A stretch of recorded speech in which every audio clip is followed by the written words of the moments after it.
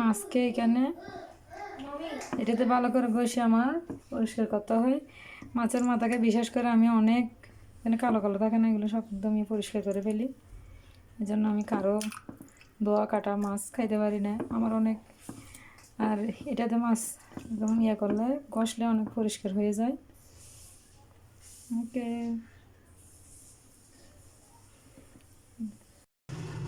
পরিষ্কার করে নিয়েছি এটা দিয়ে। রান্নার পালা। আমি চুলায় বসাই দিচ্ছি, অলরেডি তেল দিয়ে দিছি। এরপর আমি এবার পেঁয়াজ দিয়ে দেবো একে একে সব দিয়ে রান্না শুরু করি। পেঁয়াজ বাটা আমি এখানে ইউজ করবো, পেঁয়াজ বাটা। আমি পেঁয়াজ বাটাটা বেশি হালকা বাটা আর কি, একদম মিহি করে ফেলি না, হালকা পেঁয়াজ বাটা ইউজ করলাম। দেন এখন হলুদের গুঁড়া দেবো। আমি আবার হলুদের গুঁড়াটা একটু বেশি পছন্দ করি, এই জন্য আমি একটু 2বার করে দিলাম। আর কালারটা, তরকারির কালারটা অনেক সুন্দর হইতে হবে, একদম হলুদ হইতে হবে। তাছাড়া আমি এটা কাঁচামরিচ দিয়ে রান্না করবো, একটু কালারটা অবশ্যই দরকার। আমি একটু কাঁচামরিচ বাটাটা ইউজ করতেছি। আমরা শীতের সময় কাঁচামরিচ বাটাটা সংরক্ষণ করে রাখি, ওইটা দিয়ে রান্না করি। এবং আমি ভালো করে কষাই নেব। আসলে এগুলো সবাই রান্নাটা পারে, আমি এমনি শেয়ার করলাম আপনাদের সাথে, গল্প করে করে রান্না করব। দেন আমি কিভাবে রান্না করি। ভালো করে কষানো হয়ে গেলে আমি মাছের মাথাটা দিয়ে দেবো। আর আমি আস্তে আস্তে ভালো করে কষাই নিয়েছি। একটু কষানো হয়ে গেলে দেন আমি মাছগুলো দিয়ে দেবো। এবার আমি লবণ দিয়ে হলুদ দিয়ে ভালো করে দিয়ে নিয়েছি। দেন আমি মশলাগুলোতে দিয়ে দিলাম।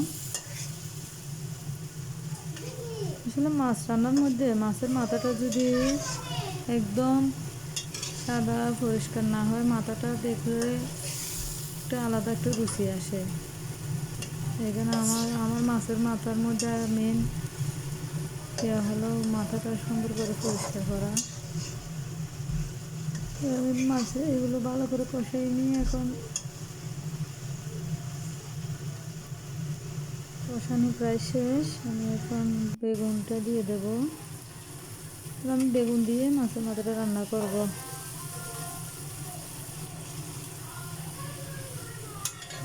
বেগুন দেওয়া শেষ, এখন একটু পানি দেবো।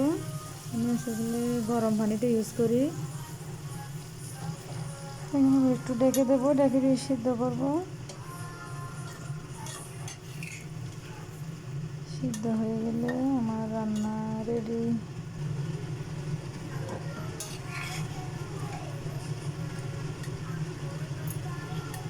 আমার প্রায় ভালো করে দিয়ে আমি প্রায় রান্না শেষের দিকে। প্রায় 2 মিনিট পর আমি দেখলাম প্রায় আমার রান্না সিদ্ধ শেষ। আমি পেঁয়াজের কলি দেবো, বললাম পেঁয়াজের কলি ছাড়া আমার চলেই না শীতে।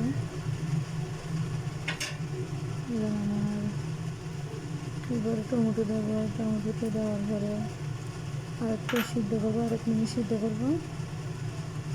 দেন আমার রান্না শেষ। এবার ধনে পাতা দিয়ে রান্না করবো।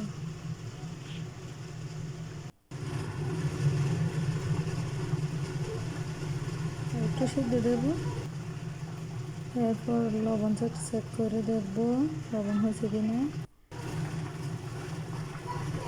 আমার রান্না প্রায় শেষের দিকে, ধনিয়া পাতাটা দিয়ে নামা ফেলবো। এখন খাওয়ার পালা। দেন আমি ডাইনিংয়ে নিয়ে পরিবেশন করব। পরিবেশন বলতে আমাদের খাওয়ার পালা আর কি। আমাদের এখন খাওয়ার সময় হয়ে গেছে। তো আল্লাহ হাফেজ। আপনাদের সাথে রান্নাটা শেয়ার করলাম, তার কেমন লাগলে জানাবেন, আপনারা কীভাবে রান্না করেন। ওকে।